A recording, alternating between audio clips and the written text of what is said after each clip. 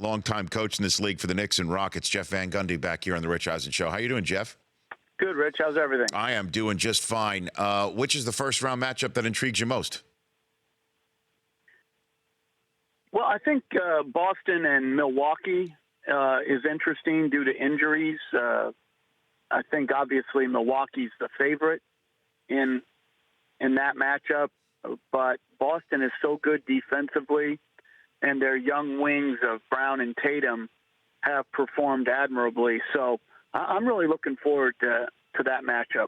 And then staying in the Eastern Conference, how much of the momentum that we're seeing from the Sixers, how much will that play, do you think, into a second season that hardly any of them have ever been a part of, knowing the crucible of the playoffs, Jeff? How much stock do you put in the Sixers and their momentum here?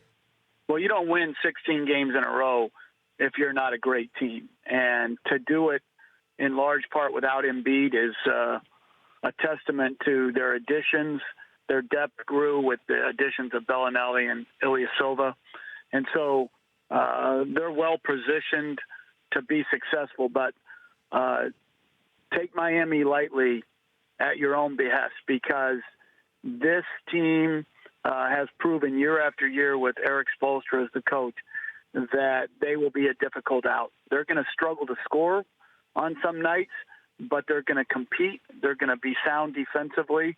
And I would not be shocked if they went into Philly and won game one. Now, I know you're not a doctor. You don't play one on TV, but how do you think the Sixers should handle Joel Embiid, who came out with his Phantom of the Opera mask during pregame shooting last night?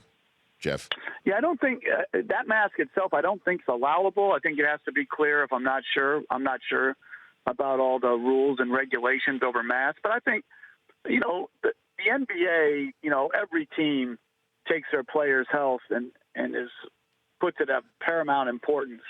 But I think Joel Embiid wants to play. I think he's more of a throwback who wants to play even at times when maybe injuries say he shouldn't play. I think he has that desire to play. I think we'll see him in the first round.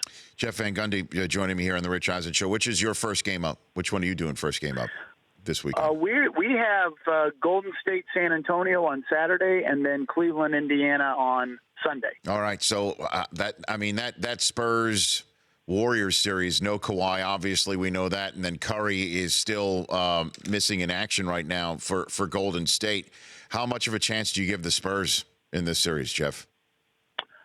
I think they'll acquit themselves well. I think they'll play well, and I just don't think they have the talent, speed to match up without Kawhi Leonard. So I think Golden State got a fortuitous matchup for them. I think they got a great, break, and I think inevitably now, if Curry gets back, it's going to be Houston, Golden State for the championship. And I would say Houston's the favorite right now. I think they are.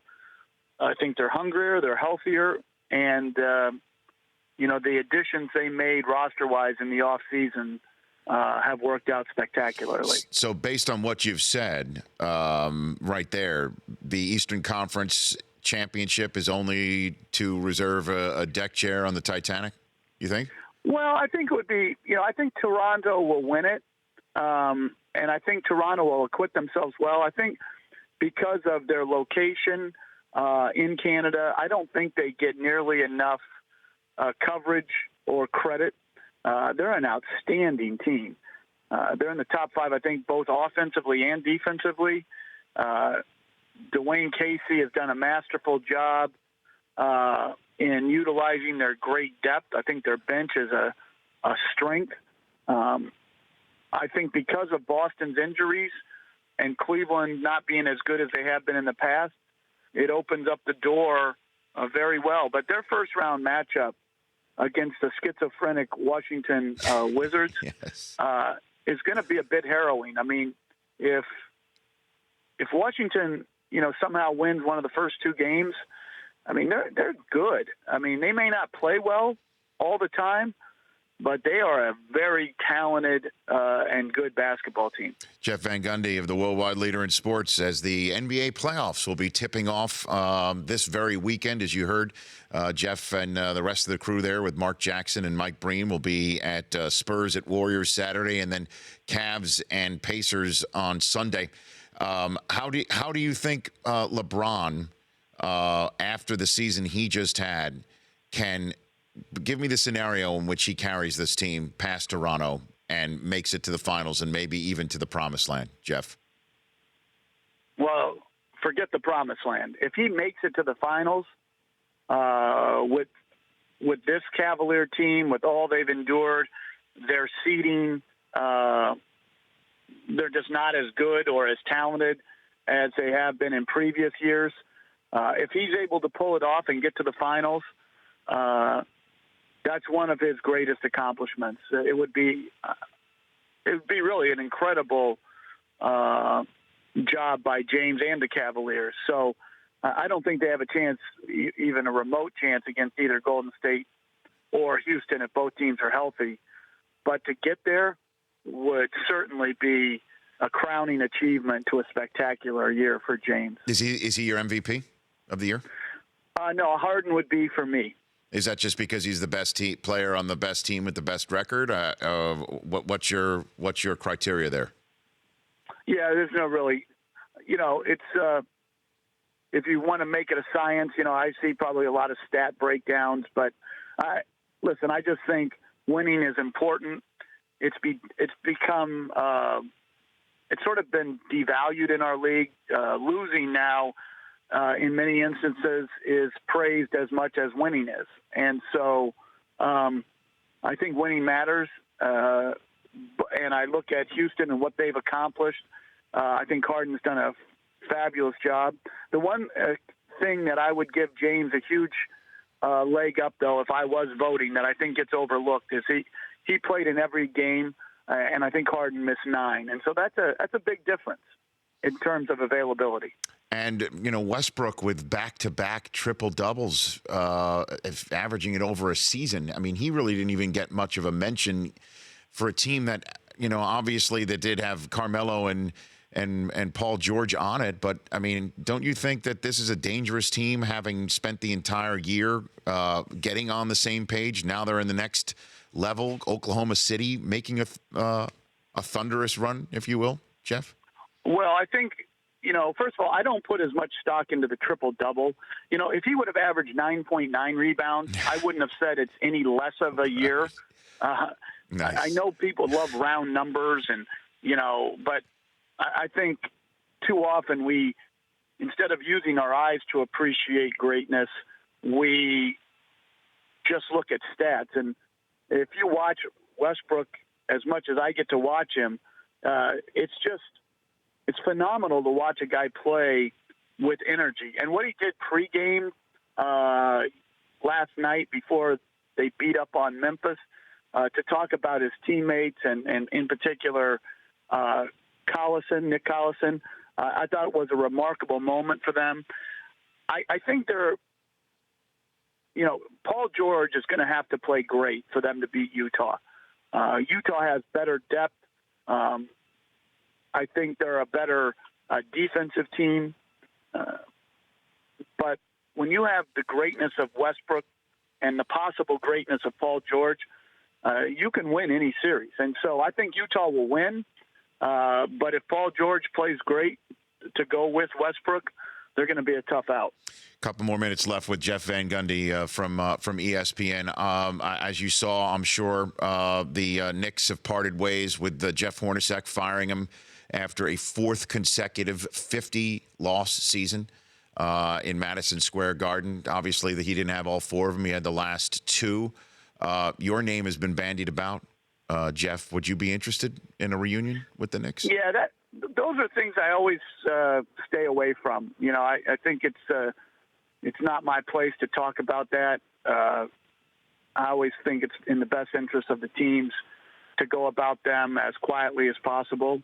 If they want to speak, that's up to them. But for me, in all these coaching things, I just try to stay, quiet and let situations occur as they may, and realizing how good a job I have right now at ESPN and ABC. No, look, I work with tons of former coaches, and it's always puts them in a tough bind. And I ask that question with the utmost of respect, knowing that any answer that you give that doesn't make it might make it sound like you don't love the job that you currently have, where you win every night, quite frankly.